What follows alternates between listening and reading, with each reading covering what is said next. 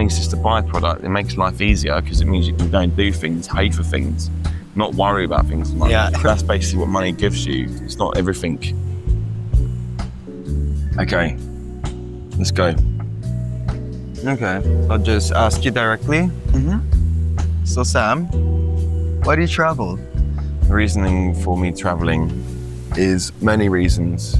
The first one I would say is because I like to explore new places, meet new people, understand other people's cultures, their history, how they live their lives, the differences between how I live my life in comparison to, let's say, somewhere on the other side of the world like where we are now, Vietnam. I want to immerse myself into other people's cultures, so that's why I like to do a little bit of both touristy things, but I like to go off the beaten track because that's what's enriching for me, and it also helps me, it helps me grow, helps me learn, helps me find out more about myself as well, what I like and what I don't like.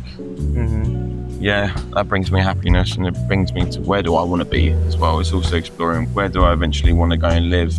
But where does the curiosity comes from? Where does this desire to immerse in other cultures come from? I guess in the sense that I've just always been really fascinated with history, and I think the real thing about other cultures came from when I was young. I watched this documentary series called Tribe, which was with Bruce Parry, and he goes around the world and he basically just spends like a week to a month or even a few months with a tribe from all over the world, and he just gets to learn how they live and what they believe in, things like that. I think that's when the real curiosity to go outside of Europe came, rather than holidays, actually travel and immerse myself. And I think that sort of grew to be even stronger when I started doing anthropology when I was 16, along with psychology and history. So the immersion of all those subjects made me even more curious I need to go and do it. Let's go and do it. Let's go and find out how other people live. Do you feel less worried here? Well, I'm on a different mode right now. I'm in travel mode. So in the sense of being on travel mode sort of person, I'm just chilled out, eating good food, fantastic food, just having a coffee, smoking cigarettes, doing everything that brings enjoyment, less control. That's really nice for me. Hanging out basically is more easily done, really. And you do get places like that in Europe as well, like places in the Med, like Spain and Greece and things, they do quite a lot of that. The weather really kind of... it is a big thing. Yeah, I think weather plays the biggest factor in that sense. You just want to go and do things. Whereas if you're in a place where the weather's not as good, you have to sit inside and isolate yourself or go to the pub and have some drinks with friends. That's what most people would do. But you can't do that every day either, because then you're an alcoholic. So that's what I would true. say. So yeah, I think life is very different here, but it's more about just having a good time and enjoying life, which appreciating is life. Yeah, appreciating life, which is very relaxing. Just by eating good food, hanging out with people you like and love, and being gentle towards one another. And to find someone like that is very special. I don't know that many places in the world that are like that. Then again, I don't know if it goes deeper than that, but from an outside point of view, it seems like they're all very friendly towards one another. And it's just about having a good time, like you said. And I read something the other day that men with their friends need to go out at least twice a week for some drinks or something in order to be happy or avoid depression or loneliness or something like that. And I think it's entirely true. And that obviously goes for girls going and doing the same thing, but that was the study I read about men. And I think it's entirely true.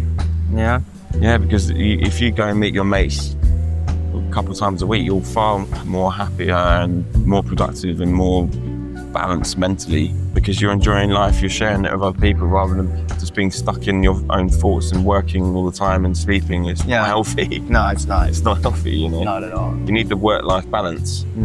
But like, what's so funny is that this whole solution to happiness, it's like so simple. It's simple. All you need is not to make work everything. You need to have work-life balance. You need to work so you can have your passion. Try to find work where you can have a passion for your work is ideal, but also don't do too much of it.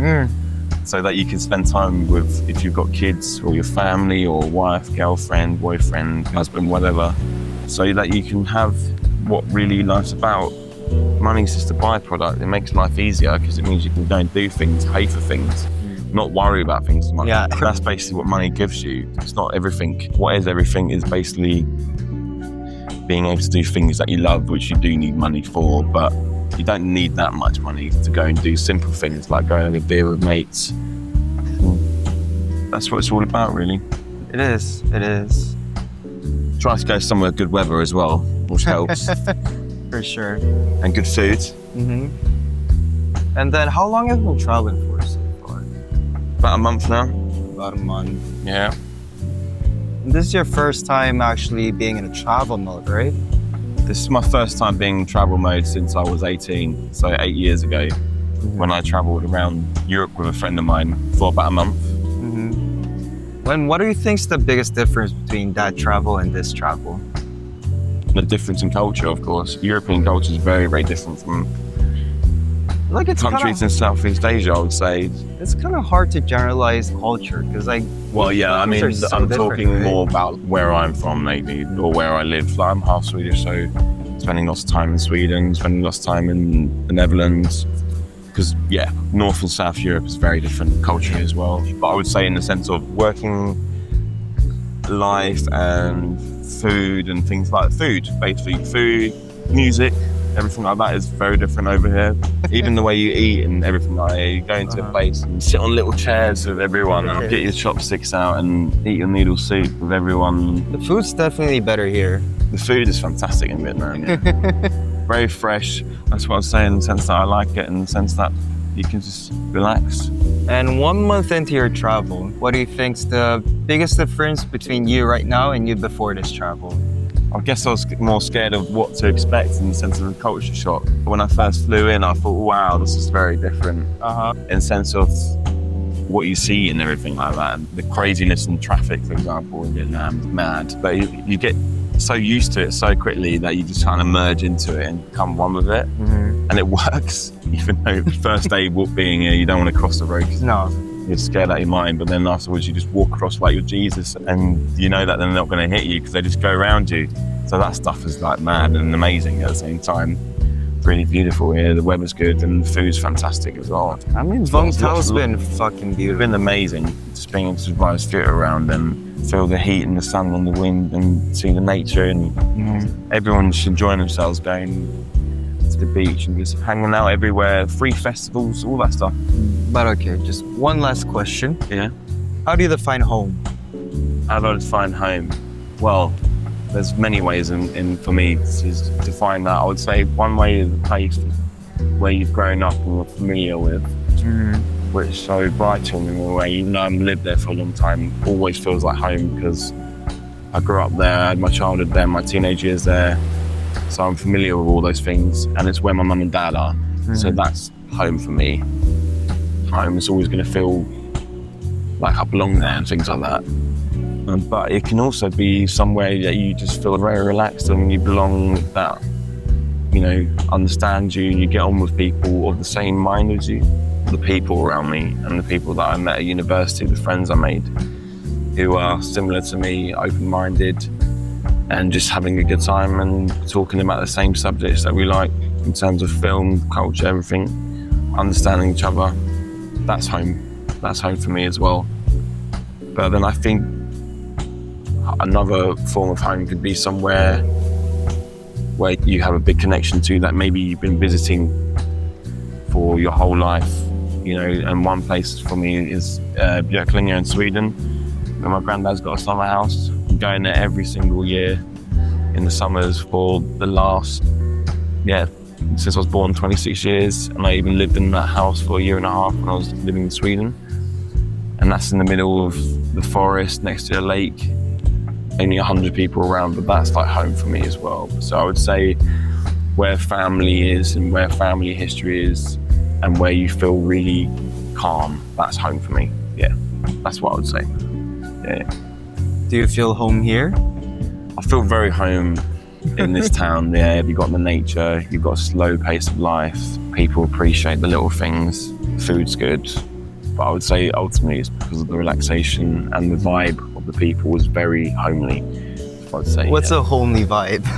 Just people enjoying life, Yeah. like relaxing and hanging out with mates and being calm and not rushing around too much, taking in the scenery, taking in the nature, being gentle to one another. That's homely for me. That's like a feeling of home for me. But here is really nice. It's really nice here, really relaxing, very slow, which is a change from the big cities I've been to in Vietnam. So that's nice. You can just actually experience your whole day without it going like that. Being chased. Yeah. Yeah, it's really nice. Yeah. So yeah, I could live here. I wouldn't mind living here for a bit. You feel at peace. You feel at peace here. Very peaceful. Yeah.